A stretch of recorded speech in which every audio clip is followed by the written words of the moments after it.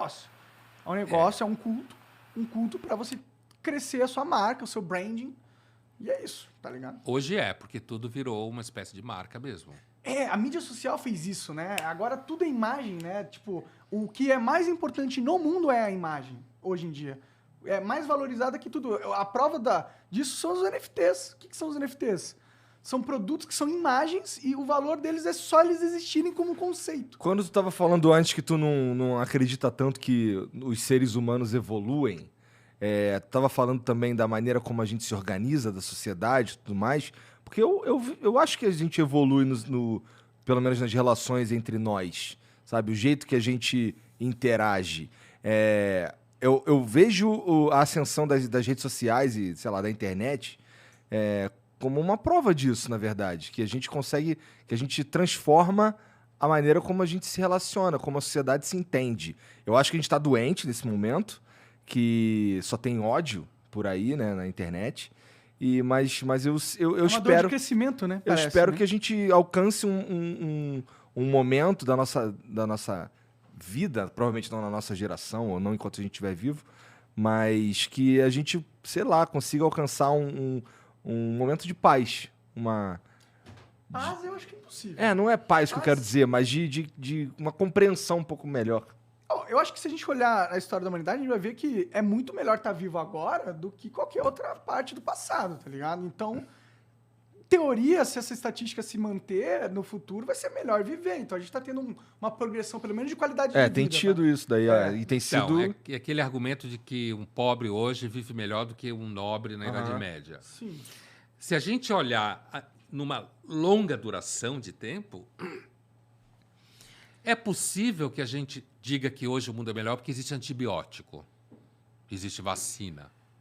Mas, por exemplo, uma epidemia hoje, ela contagia o mundo muito mais rápido do que há 1000 anos atrás. É verdade. Mas matou muito menos gente. Matou menos do que a gripe espanhola porque a gente tem vacina, né? E porque, a priori, é muito provável que o coronavírus tenha sido menos letal do que foi a gripe espanhola. A priori, né? Pelos números, pelo menos no começo, antes de ter vacina. Né? Então, a gente não pode... O problema é fazer esses comparativos. Provavelmente alguém que era muito bem de vida em Roma tinha a impressão de que aquele era seguramente o momento em que a humanidade tinha evoluído. Mas para ele certo? era, né? Para ele era. Só que o Império Romano acabou. A sociedade que a gente vive hoje, a democracia liberal, também pode acabar. Ela pode ser ultrapassada por um sistema como o chinês, que tem riqueza material, mas não tem democracia. Isso é uma possibilidade real de acontecer ao longo do século XXI. Não há como provar, porque em história você não prova nada. Mas é possível. A humanidade, ela normalmente as pessoas preferem comer e dormir do que discutir ideias. Certo? Porque discutir ideias é um luxo. Mas enquanto a gente mantiver a nossa sociedade... Discutir ideias parece ser... não ter mais nada para fazer. Sim, então, né? Isso que eu quero dizer por luxo. Mas existe uma memória social. Existe uma consciência coletiva, de certa forma. Fala no microfone aí. Pô, desculpa. E ela se mantém ao longo das eras. Não? A gente não vai perder o conhecimento que a gente... Tipo, a gente tá chegando em cada vez mais a gente tem um conhecimento mais avançado da realidade. Inteligência artificial, robótica, o caralho 4. Essas coisas, elas não tendem a assumir, eu acho. Não, mas elas podem ser usadas para qualquer coisa. Pro mal, inclusive. É verdade. claro. Sim, A inclusive, eu tô com Alemanha... medo pra caralho dos robôs com inteligência artificial. A Alemanha que degenerou no nazismo... Não, me dá esse isqueiro aí, empresta aí.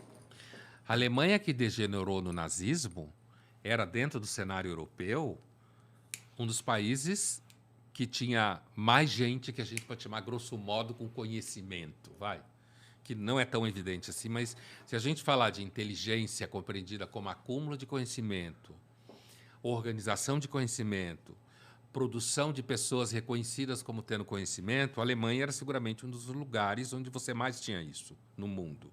E, no entanto, eles fizeram o que fizeram Talvez no seja até nazismo. por causa disso. Entendeu? Então, a tecnologia fez com que a humanidade fosse muito mais letal do que era 1000 anos atrás. Ou talvez por eles serem, na época, a sociedade mais avançada em referência aos seus pares, criou uma sensação da cultura que eles eram superiores. Talvez aquilo ajudou a vender a narrativa que no final foi destrutiva. Hoje, gente tipo europeia, americano, continua achando que é superior. Eles continuam achando que nós somos um lixo. Sim. É que hoje você tem mais mise-en-scène, você tem mais jogo de cena hoje, né? Por causa da imagem, inclusive. Sim. Hoje você Então, precisa parecer gente boa, né? mais, porque você aparece mais, tem mais visibilidade.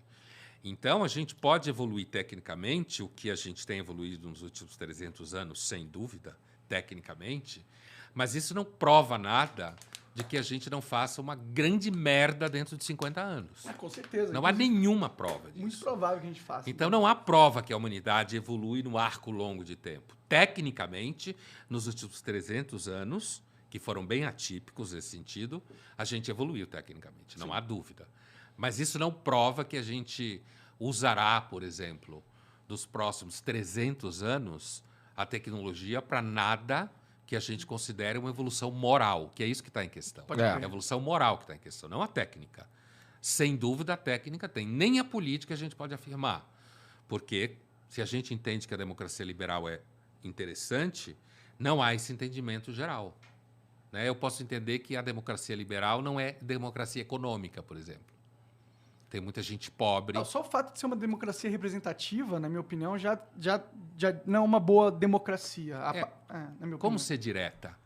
Para mim é possível, dada a tecnologia hoje em dia, mas você tem questões sociais que impediriam dessa Talvez solução. daqui uns 150 mil anos a tecnologia contínua. Será?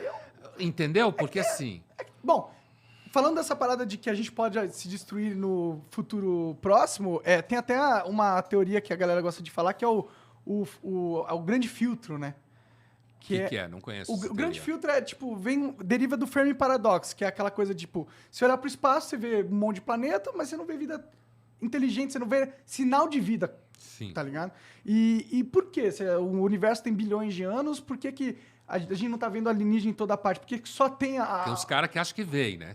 Tem, os caras que- tem. Eu, inclusive, conheço gente que diz que é ET. Caralho, talvez até. Bom, maluco com Que certeza. interessante, cara.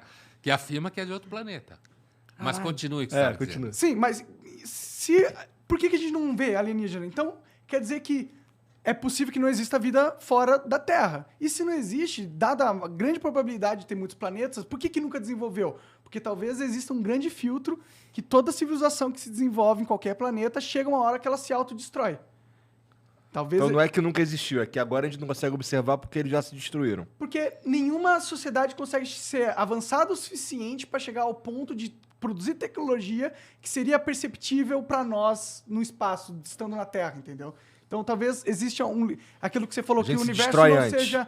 não é favorável à vida. Talvez a vida tenha um limite tecnológico, talvez evolucional, tal que impede das sociedades em qualquer planeta que existe no universo de atingir um avanço tecnológico que permita a colonização universal. Mas isso não me parece ser uma regra da realidade.